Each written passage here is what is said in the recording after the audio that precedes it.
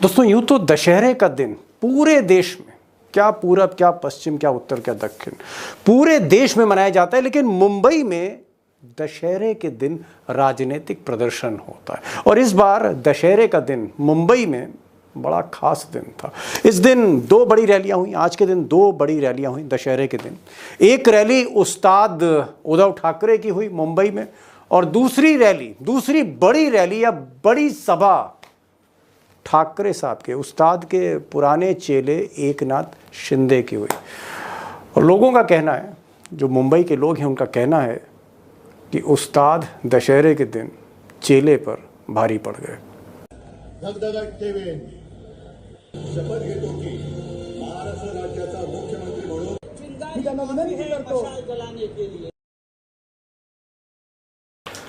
अब दोस्तों, अगर चुनाव आयोग हरियाणा के साथ महाराष्ट्र का चुनाव भी करा देता तो हो सकता है कि महाराष्ट्र का भी फैसला आ चुका होता। और इसलिए दशहरे की आज की ये जो दो सभाएं हैं, शिंदे साहब और ठाकरे की, इनका कोई बहुत पॉलिटिकल रेलेवेंस ना होती, एक फॉर्मेलिटी होती, एक परंपरा होती। लेकिन क्योंकि अभी इलेक्शन नहीं हुए हैं महाराष्ट्र में, तो ये जो दो सभाएं हैं ठाकरे की और शिंदे की, ये एक तरह का लिटमस टेस्ट, एक तरह का शक्ति परीक्षण के तौर पे देखा जा रहा है। या आप यूं कह सकते हैं कि महाराष्ट्र चुनाव के पहले संकेत आज दिखे कि शिंदे के यहाँ करंट ज़्यादा था या ठाकरे की रैली में करंट ज़्यादा था, एनर्जी ज़्यादा था।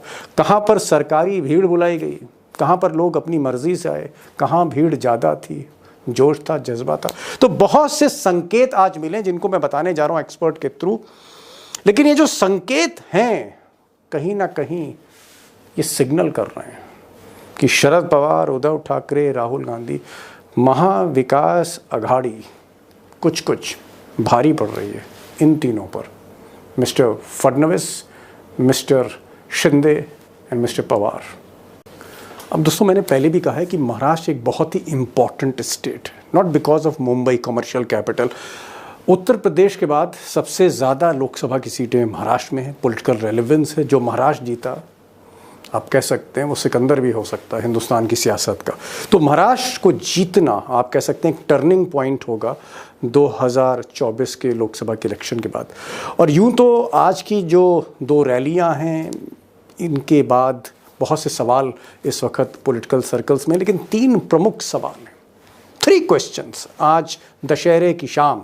और वो सवाल ये है कि क्या उद्धव ठाकरे जैसा कि आज वो मजबूत दिख रहे थे, अगर उद्धव ठाकरे और मजबूत होते हैं तो क्या इसका लाभ शरद पवार और राहुल गांधी की कांग्रेस को मिलेगा महाराष्ट्र के डिसाइसिव इलेक्शन में? कि शरद पवार और राहुल गांधी को भी इसका फायदा मिलेगा अगर ठाकरे मजबूत होते हैं? दूसरा सवाल बड़ा ऑब्वियस है कि अगर हरियाणा जैसी गलतियां टिकट डिस्ट्रीब्यूशन को लेकर, इंटरनल राइवलरीज को लेकर, अंतर कलह को लेकर, और भी बहुत से कारण, मैंने कई वीडियोस बनाए, अगर हरियाणा जैसी गलतियां महाराष्ट्र में नहीं दोहराई जाती तो क्या फिर महाविकास अघाड़ी यानी इंडिया अलायंस महाराष्ट्र जीत सकती है? क्या मोदी और शाह को महाराष्ट्र में हराया जा सकता है अगर गलतियां नहीं दोहराई जाती? और तीसरा सवाल पर मैं एक्सपर्ट से पूछूंगा, और उनसे मैं आज ये पूछने जा रहा हूँ, जहाँ आपको इस सवाल का जवाब मिलेगा कि क्या मराठा वर्सेस गुजराती, इस तरह के सेंटिमेंट्स ग्राउंड ज़ीरो पर हैं, आम लोगों के बीच में हैं, गुजराती वर्सेस मराठी सेंटिमेंट्स, जिसका एक इतिहास है हाल फिलहाल का। क्या इस तरह के सेंटिमेंट्स हैं? और ये अगर सेंटिमेंट्स हैं तो क्या मोदी और शाह के लिए महाराष्ट्र को जीतना मुश्किल होगा? तो क्या दशहरे के दिन पहला संकेत मिल गया है महाराष्ट्र चुनाव का? और क्या ये जो संकेत है ये महाविकास अघाड़ी के फेवर में जा रहा है? दो खास मेहमान, दो एक्सपर्ट्स आज मैंने बुलाए हैं।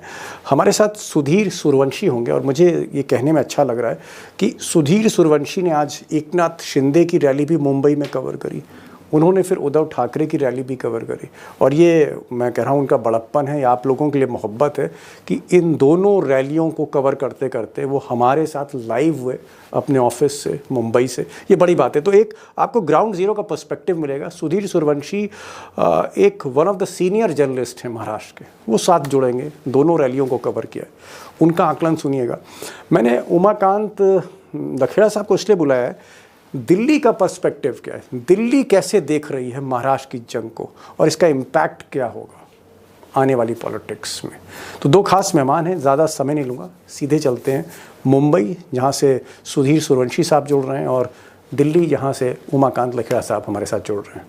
सुधीर जी, मेरा जो सवाल है, मेरा सवाल ये है कि आपने दोनों रैलियां देखी, आप इस वक्त मुंबई में हैं, आपने दोनों रैली देखी, मुख्यमंत्री एकनाथ शिंदे की रैली देखी, और आपने कुछ ही दूर पर बाला साहब ठाकरे, यानी बाला साहब ठाकरे के परिवार उद्धव ठाकरे की भी रैली देखी। इन दोनों रैलियों की अगर मैं तुलना करूं तो आपको करंट और एनर्जी किस रैली में दिखी? देखो दीपक जी, निष्पक्ष भाव से जैसे हम पत्रकार लोग हैं सब चीजें रखते हैं, कुछ लोगों को अच्छा लगता है, कुछ लोगों को बुरा लगता है, लेकिन हम चीज रखना हमारा ड्यूटी और जॉब है। तो मुझे ऐसा लगता है कि उद्धव ठाकरे की रैली में करंट ज्यादा था।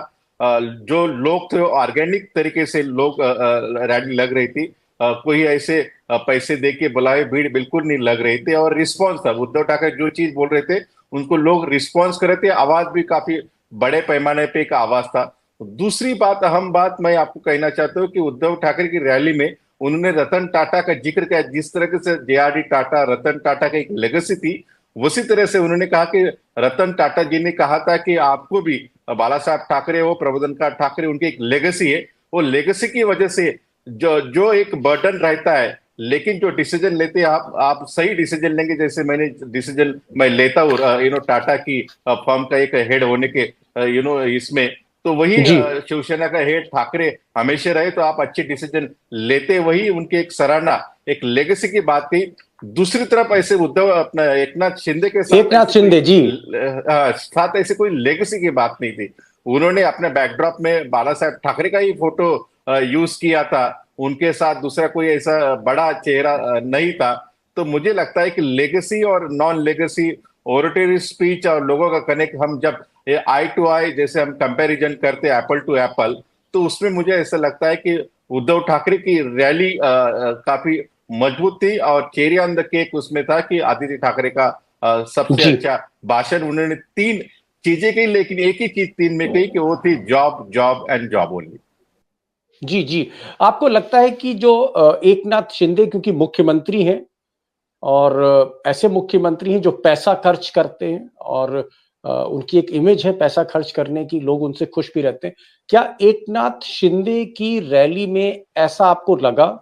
साक्ष्य ना आपके पास है ना मेरे पास है, लेकिन क्या आपको ऐसा लगा कि ये भीड़ बुलाई गई है? क्योंकि आप जैसे पुराने पत्रकार, पारखी आंखें, वो समझ जाते हैं कि ये लोग अपने मन से आए या बुलाए गए। तो क्या आपको लगता है कि एक सरकारी रैली टाइप की थी वो जो फंक्शन था शिंदे का? देखिए दीपक, देखिए जैसे आप भी बहुत वरिष्ठ पत्रकार है, लकेड़ा जी है, एक बात पता चलती है जब लोगों का रिस्पॉन्स कैसा रहता है। जब कोई नेता बोलता है तो उसको एक रिस्पॉन्स मिलता है जब बात करता है, तो रिस्पॉन्स मुझे ज्यादा उद्धव ठाकरे की रैली में लगा। एकनाथ शिंदे वहां पे बात कर रहे थे, लेकिन लोगों का रिस्पॉन्स नहीं लग रहा था। लोग इधर उधर देख रहे थे, पानी की बोतल किधर है, स्नैक्स का डिब्बा किधर है, बाहर का क्या कर रहे, वो चीजें ज्यादा देख रहे थे। तो मुझे लगता है कि ज्यादा ऑर्गेनिक तरीके से उद्धव ठाकरे जी की रैली लगी। एकनाथ शिंदे की रैली में भीड़ थी, बिल्कुल लोग थे, एक सरकारी जैसे प्रोग्राम रहता है, सिस्टमेटिक सब चेयर वगैरह सब इंतजाम जो जो रहता है वो बिल्कुल वहां पे था। लेकिन ऑर्गेनिक तरीके से जब हम देखते हैं तो वो उद्धव ठाकरे की रैली में मुझे ज्यादा नजर आया।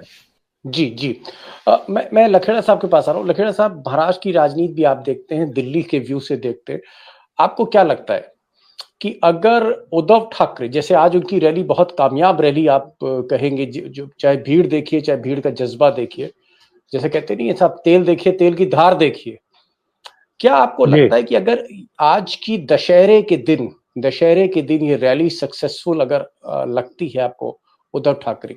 तो क्या अगर उद्धव ठाकरे लीड लेते हैं, शिंदे से काफी आगे निकलते हैं, उद्धव ठाकरे लीड लेते हैं, तो शरद पवार और कांग्रेस वो भी बेहतर परफॉर्मेंस कर सकती। यानी मैं कहना ये चाह रहा हूं कि महाविकास अघाड़ी, जिसको हम इंडिया अलायंस कहते हैं, इंडिया अलायंस अगर उसमें सबसे अच्छे बल्लेबाजी उद्धव ठाकरे करें, तो क्या आपको लगता है कि वो इंडिया अलायंस के लिए बेहतर होगा?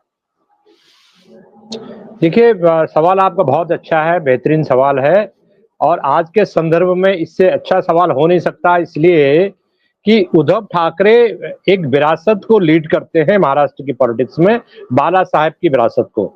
और उद्धव ठाकरे जितना मजबूत होंगे वो कांग्रेस को भी मजबूत करेंगे और शरद पवार को भी मजबूत करेंगे, ऐसा मैं मानता हूं। इसलिए मानता हूं कि देखिए, एक मैसिव बड़े पैमाने पर जो सहानुभूति है, उनकी सरकार को गिराया, उनकी सरकार के टुकड़े किए, उनका चुनाव चिन्ह को, जो इलेक्शन का जो चिन्ह था, सिंबल था, उसको छीना, और ये सब हुआ बीजेपी के इशारे पर। और प्रधानमंत्री मोदी और अमित शाह, महाराष्ट्र की जो आवाम है, शिवसेना, उद्धव ठाकरे के जो सपोर्टर्स हैं, कांग्रेस के जो सपोर्टर्स हैं, और ये शरद पवार के साथ भी उसी तरह से हुआ, उनके भतीजे को उनसे अलग किया, उनका जो घड़ी का जो चुनाव चिन्ह है वो छीना।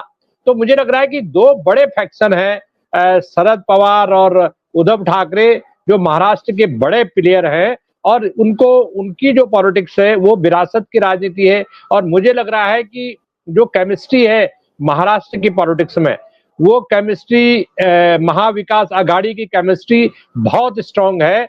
जो एकनाथ शिंदे, अजीत पवार और बीजेपी के बीच में वो केमिस्ट्री कहीं दिखती नहीं है।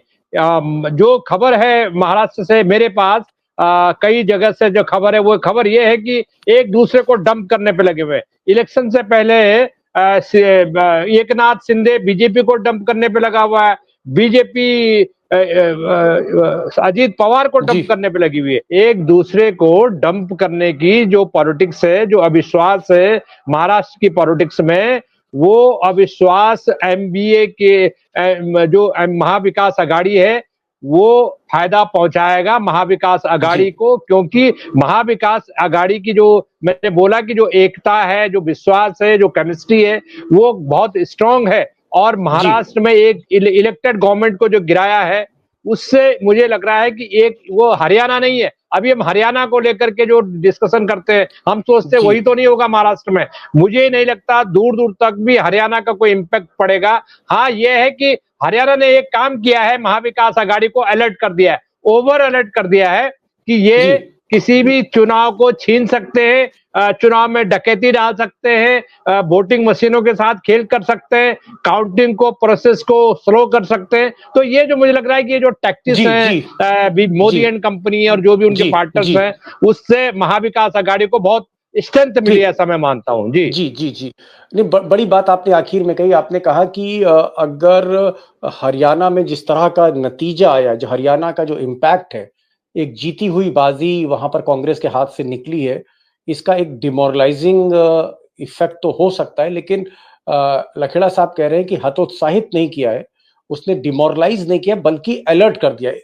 अलर्ट मोड में शरद पवार और उद्धव ठाकरे को उन्होंने कर दिया। मैं एक सवाल आपसे इंपॉर्टेंट पूछना चाह रहा हूं, क्योंकि समय बहुत कम है आज। Sudhir ji, let's keep aside Dussehra मेला। आज दशहरे के दिन जो हमने देखा, जो ताकत देखी कि जहां भारी पड़ गए उद्धव ठाकरे अपने पुराने चेले पर, चेले ही थे, एकनाथ शिंदे उनके पैर छूते थे। दशहरे को हम अलग कर देते हैं। मैं एक दूसरे सवाल पे आ रहा हूं और बहुत ईमानदारी से आपका जवाब चाहूंगा कि आज का माहौल जो आप महाराष्ट्र में देख रहे हैं, क्योंकि आप लगातार महाराष्ट्र में ट्रेवल करते हैं, आपको लगता है कि महाविकास आघाड़ी यानी शरद पवार, राहुल गांधी और उद्धव ठाकरे, इन तीनों की जो तिकड़ी है, इसको एज है? क्या इनको एज है? और अगर एज है, अगर है, तो दो कारण क्या हो सकते? जल्दी जल्दी दो कारण क्या हो सकते अगर महाविकास आघाड़ी को एज है? बिल्कुल दीपक जी, मैंने पहले भी कहा था कि महाविकास आघाड़ी के फेवर में मोमेंटम अभी भी है, एज भी है।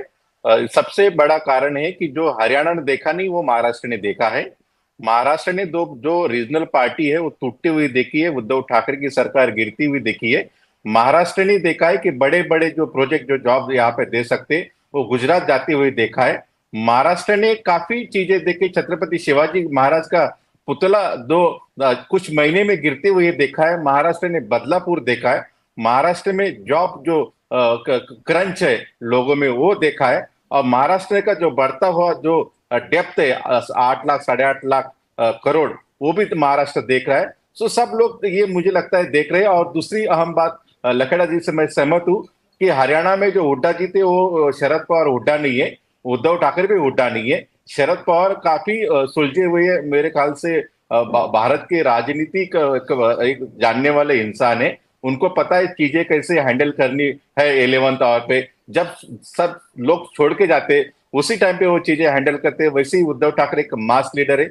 अभी भी उनकी अपील पैन महाराष्ट्र है, वैसे उद्धव ठाकरे की नहीं है, उद्धव अपना एकनाथ शिंदे की नहीं है। एकनाथ शिंदे की है क्योंकि वो सीएम है, वो पैसा बांटते हैं, लीगली बांटते, इलीगली बांटते, इसलिए उनका एक वजूद है। लेकिन उसके हम साइड में निकाल देंगे तो मुझे लगता है कि उद्धव ठाकरे उनसे कहीं गुना आगे निकल सकते हैं।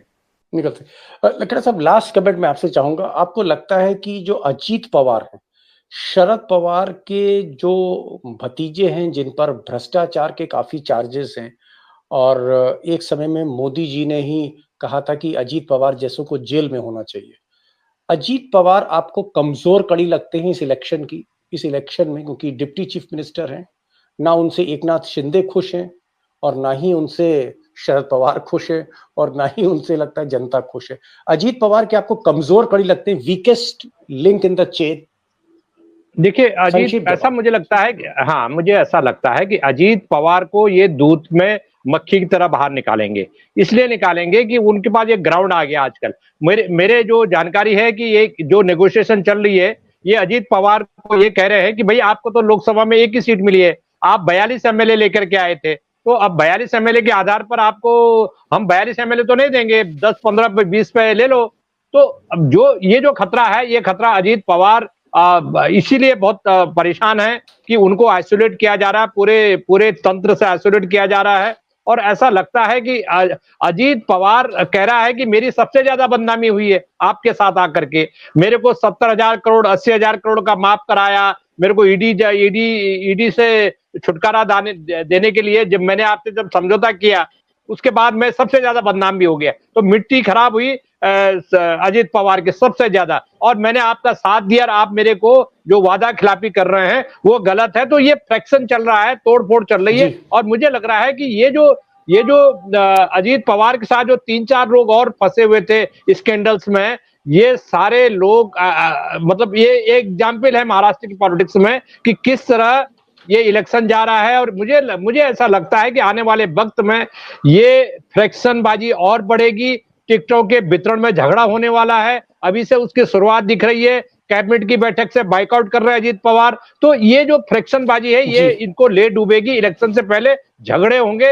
हालांकि देखिए, मैं फिर दोबारा इस बात को दोहरा रहा हूं कि जो गुजरात लॉबी है, गुजरात लॉबी किसी भी कीमत पर महाराष्ट्र को कैप्चर करने के लिए, उसको वहां सरकार बनाने के लिए पूरी कोशिश करेगी, हर कदम उठाएगी। अब ये तो महाराष्ट्र का महाविकास आघाड़ी पर निर्भर करेगा कि वो इनकी जो कोशिशों को नाकाम कैसे करते हैं। जी। एक बड़ी बात और बड़ी इंपॉर्टेंट बात उमाकांत लखेड़ा ने कही, काफी वरिष्ठ पत्रकार हैं और नेशनल पॉलिटिक्स को कवर कर रहे हैं 32-33 वर्षों से। इन्होंने कहा है कि कमजोर कड़ी अजीत पवार साबित हो सकते हैं।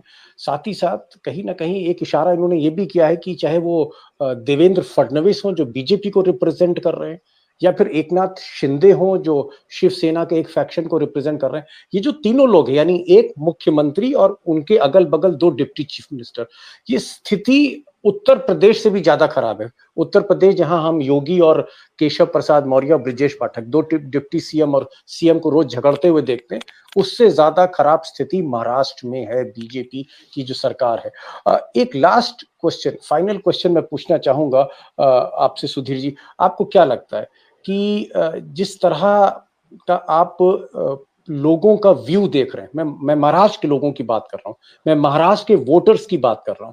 और क्योंकि आप अक्रॉस महाराष्ट्र ट्रेवल कर रहे हैं, कभी आप नागपुर में होते हैं, कभी आप पुणे में होते हैं, कभी आप सांगली में होते हैं, कभी आप धुलिया में होते हैं, और कभी आप मुंबई के आसपास रहते हैं। क्या लोगों के मन में महाराष्ट्र में गुजरात वर्सेस महाराष्ट्र इस तरह के सेंटिमेंट्स हैं? उनको लगता है कि मोदी और शाह बहुत से प्रोजेक्ट गुजरात ले गए। क्या उनको इस तरह की फीलिंग लगती है कि रीजनल पार्टीज को तोड़ा, हमारी पार्टियों को तोड़ा इन्होंने शिवसेना को तोड़ा, इन्होंने शरद पवार को तोड़ा? क्या कोई फीलिंग है महाराष्ट्र और गुजरात की, या हमको दिल्ली से लगता है कि ऐसा है, मुंबई में ऐसा नहीं है? नहीं दीपक जी, बिल्कुल है। मुझे लगता है कि सबसे ज्यादा जो एंटी इनकम्बेंसी फैक्टर महाराष्ट्र में वो बीजेपी के अगेंस्ट में है, सबसे ज्यादा। उसका कारण जिस तरीके से उन्होंने राजनीति महाराष्ट्र में की, लोगों और उनके परिवारों को जेल में जाना और पार्टी तोड़ना, सरकार गिराना, वो बात तो है। लेकिन उसके लिए जो महाराष्ट्र की जो पुराना हिस्ट्री, वो भी उसके लिए मुझे वो कॉन्टेक्स्ट भी है। जी। मोरारजी देसाई ने जिस तरीके से मुंबई गुजरात को देना चाहते थे, सूरत जिस शिवाजी महाराज ने लूटा था, उसको लोटारू गुजरात की जो हिस्ट्री बुक से उसमें कहा करते हैं। तो काफी हिस्टोरिकल भी उसको कॉन्टेक्स्ट है, टुडे का कॉन्टेक्स्ट है। इसलिए भारतीय जनता पार्टी सबसे मुझे लगता है कि एंटी इनकम्बेंसी जो मेन पार्टी है उसके अगेंस्ट में। बाकी तो अजित पवार को छोड़ दीजिए। अजित पवार भारतीय जनता पार्टी के लिए एक मराठी में कहावत है, धरलं तर चावतं आणि सोडलं तर पडतं, म्हणजे उनको पकड़ के रखे तो काटता है और छोड़ दिया तो भागने लग जाता। वही सिचुएशन भारतीय जनता पार्टी के साथ हो गए। तो उनको समझ में नहीं आ रहा है, पकड़ लिया तो काटता है, ये कह रहे हैं, पकड़ लिया।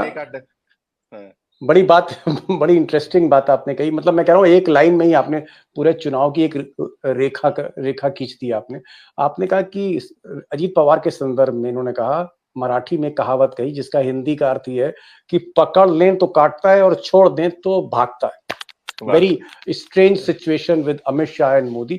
एक चीज और दोस्तों है जो दोनों एक्सपर्ट से बात समझ में आती, वो ये कि महाविकास, दूसरी बात, यस हाँ, समय खत्म हो रहा है, एक लाइन में कुछ 30 सेकंड में मैं आपको बताने चाहता हूँ। एकनाथ शिंदे रिसेंटली अमित शाह को मिले थे दिल्ली में। वो होम मिनिस्ट्री की मीटिंग थी, वहां पे बाकायदा देवेंद्र फडणवीस महाराष्ट्र के होम मिनिस्टर वो गए नहीं थे, लेकिन एकनाथ शिंदे गए थे। वहां पे एकनाथ शिंदे ने अपनी एक लिस्ट वहां पे साझी की, और उसमें मुझे जो जानकारी मिली, जो हाई प्लेस सोर्सेस से, जो टॉप लीडरशिप है बीजेपी ने, ऐसे जो सीटिंग उनके कम से कम मोर देन हाफ जो एमएलए है, उनको टिकट देना नहीं चाहिए, उनके खिलाफ एंटी इनकम्बेंसी है, उनको ड्रॉप करना चाहिए। ये भी मैसेज एकनाथ शिंदे को दिया गया।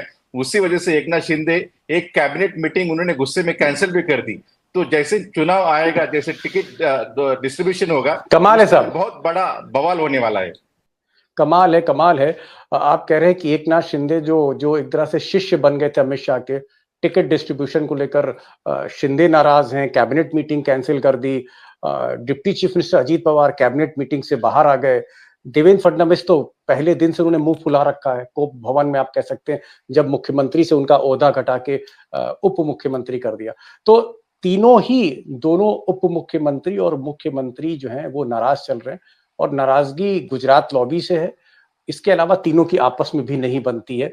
और एक बड़ी बात जो इशारा किया है सुधीर सूर्यवंशी ने कि भाई ठीक है, एज हो, आपके पास एज है, मराठी और गुजराती सेंटिमेंट्स भी हैं, महाराष्ट्र में एज भी है, आप आगे चल रहे हैं, लीड कर रहे हैं, लेकिन टिकट डिस्ट्रीब्यूशन या जो गलतियां शैलजा ने या भूपेंद्र हुड्डा ने हरियाणा में की, या कहीं ना कहीं उसको मॉनिटर नहीं कर पाए राहुल गांधी, अगर इस तरह की गलतियां महाराष्ट्र में होंगी तो फिर कुछ भी हो सकता है। इसलिए गुजरात लॉबी अमित शाह और मोदी की राजनीति को अंडर एस्टिमेट नहीं करना चाहिए, अंडरमाइन नहीं करना चाहिए। और अगर टिकट डिस्ट्रीब्यूशन और चुनाव को आप कह सकते हैं उसका संचालन एक स्मूथ तरीके से महाविकास अघाड़ी करती है, एक टीम की तरह काम करती है। हालांकि जितने मैच्योर शरद पवार हैं उतने ही उद्धव ठाकरे हैं, दोनों ही मैच्योर हैं, और राहुल गांधी भी में मैच्योरिटी की कोई कमी नहीं। तो अगर कुल मिलाकर एक टीम की तरह बैटिंग करती है महाविकास अघाड़ी, तो हमारे दोनों एक्सपर्ट्स कह रहे हैं कि हरियाणा से बेहतर नतीजे आपको देखने को मिलेंगे। और हरियाणा ने खतरे की घंटी भी कहीं ना कहीं बजा दी है। जिस तरह से एक जीता हुआ मुकाबला वहां पर कांग्रेस आ रही है। तो बहरहाल देखते हैं, लेकिन एक चीज आज मैं जाते जाते फिर आपसे कहूंगा दोस्तों कि दशहरे के दिन जो एक ताकत का जो एक प्रदर्शन था, शक्ति प्रदर्शन था जो मुंबई में, उसमें आज की शाम, दशहरे की शाम, विजयदशमी के दिन उद्धव बाला साहब ठाकरे भारी दिखते हैं। उनकी रैली में एनर्जी थी, उनकी रैली में करंट था, और करंट बहुत कुछ तय करता है। लखेड़ा साहब, thank you so much for joining this programme on the day of Dussehra. And Sudhir Suryavanshi, आप दोनों रैलीज कवर कर रहे थे, आप बहुत बिजी पत्रकार हैं, आपको रिपोर्ट फाइल करनी, उसके बावजूद आप दोनों रैली को कवर करने के बाद स्टूडियो में मुंबई से शामिल हुए, इसके लिए आपको भी बहुत बहुत salute. Thank you so much.